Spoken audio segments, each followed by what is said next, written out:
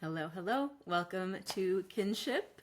My name is Jessica Amos. I'm a mindfulness and meditation teacher, and I'm the founder of Stay With Yourself, which is the practice of being who you are, where you are, honoring yourself in each moment, and trusting that where you are right now is always a new beginning and a moment to pause, to listen, and to honor your truth right now and today. So, welcome to those of you who are new here. Welcome to those of you who are returning. I love this space and I'm so happy to be here with you today. Today, I want to talk to you about a reframe that I had that was really helpful for me as someone who is chronically anxious. So if any of you struggle with anxiety and everything that comes with anxiety, whether that's panic attacks or hypervigilance or being hard on yourself, overthinking, all of these things, I'm hoping that this is really supportive for you or there's something for you to take away in this today. But maybe just taking a minute to ground in. Just if you're in a place where you can close your eyes and maybe take some long, slow breaths in and out in a way that feels really good for you. Allowing your body to relax, relaxing your face, your forehead, around your eyes, your jaw, backs of your ears. Yeah, relaxing your shoulders, your arms, opening your heart space, letting your belly be soft, your hips, your legs. If you're sitting, letting your body be heavy, letting this chair, the seat beneath you hold you, and letting go, trusting that you are held in this moment. Bringing all of your energy back into your body, anywhere your mind has been reaching outward, pulling all your thoughts back in, unhooking yourself from the outside world, feeling the edges of your body, your skin, where your clothing touches your skin, feeling yourself existing as a body in time and space here in this moment. Breathing into that, hand over heart, and just recognizing your intention for today.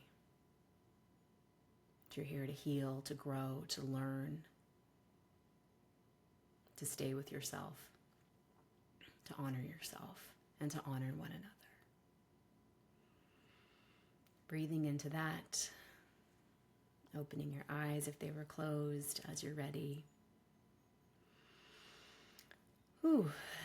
I know I needed that, and just a small moment like that is really, really helpful for me as a chronically anxious person. I have a very busy mind, a very active and creative mind. I like to stay busy in my body. I like to have multiple projects going at one time. I find that throughout my life, I've been the person who's reaching out, who's keeping myself connected to friends and family. And there's a lot of output that I have learned to have throughout my life. I'm also a recovering people pleaser. I grew up in a family with no boundaries, no respect for boundaries. I've had to learn boundaries. And so I can see why I didn't realize I was anxious. There wasn't a lot of awareness around this when I first came into my awakening and my healing journey. But I'm so grateful to know that that's the thing that gets me more than anything else. And one thing I've learned in my 20 years of doing this work as a mindfulness teacher, meditation teacher, and then my personal work of recovery groups and therapy and growing in self-awareness is that I don't know that my anxiety is ever going to go away. But I've learned how to live with my anxiety and to make peace with my anxiety and to find ways to allow myself to expand around my anxiety and hold it. And so the thing that I found really helpful is I had a mentor for a long time who he's the one who actually introduced me to meditation. He encouraged me to meditate for years and years, and I was like, no, No, I don't think so. That's not for me. And I finally did it. I took a meditation, like an online meditation course with Oprah Winfrey and Deepak Chopra. And I was like, this is like not even real meditation, because it's guided and Oprah and, I'm not sitting in an ashram somewhere. But this mentor was really wonderful for me because he helped me realize that like things don't have to be this big extravagant show in order to do the work. The work is often quiet and subtle and small. And I think he got this teaching from somewhere else. I don't know where he got it, but I got it from him. So he talked about how a lot of us in life, and especially for someone like me who's chronically anxious, and maybe you too, we learn this method of like, we have to do. We have to do and do and do and do and do and do and produce and produce and produce and produce so that we can finally have the things we want. And then we can have the things we want. And once we have the things we want, then we can finally relax and we can be. But if any of you have ever done and worked and then finally been able to go on the vacation, and you get on the vacation and you're not able to relax, this is probably for you. He reframed it like this. We learned this method of doing, and then we can have, and then we can be. And we very rarely get to the being, and sometimes never even to the having or appreciating what we have, because we have it backwards. How it's really supposed to be is we're supposed to be.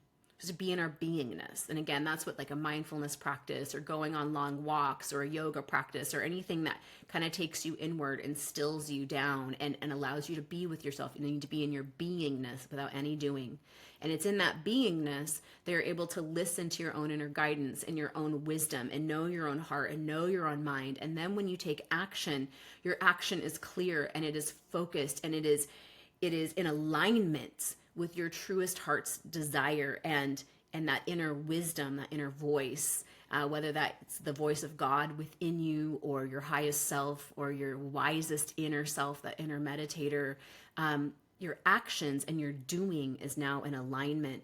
And through that, then you get to have and you get to experience what it is, the having of what it is you desire. So this is what I want to leave you with today is be, do, have. And where are you at and how have you been living? Have you been living from the doing and that constant striving and pushing forward and reaching outward to get? And how can we reframe that into what would it look like to spend time in the beingness? And even what does that bring up in your body? I know for me, it was a very scary concept when I first heard it of like, I can't just slow down and stop. Like I was just on the production wheel. And so it's taken me time and practice and baby steps over time to get to a point where I can sit and I can be still and I can listen. And learning to listen to my inner voice and my intuition, and then to trust what I'm hearing and then to take action on it. So it's a pretty big thing, despite how simple this little reframe is. So I encourage you to talk about this today. Where are you at? Are you more in the do, have, be, or are you on more of the be, do, have spectrum? Unpack that today. Thank you so much to our facilitator for being here with us and facilitating this conversation. I hope you all stay with yourself in this and honor yourself and one another in this conversation. Until next time, may you stay with yourself today and always.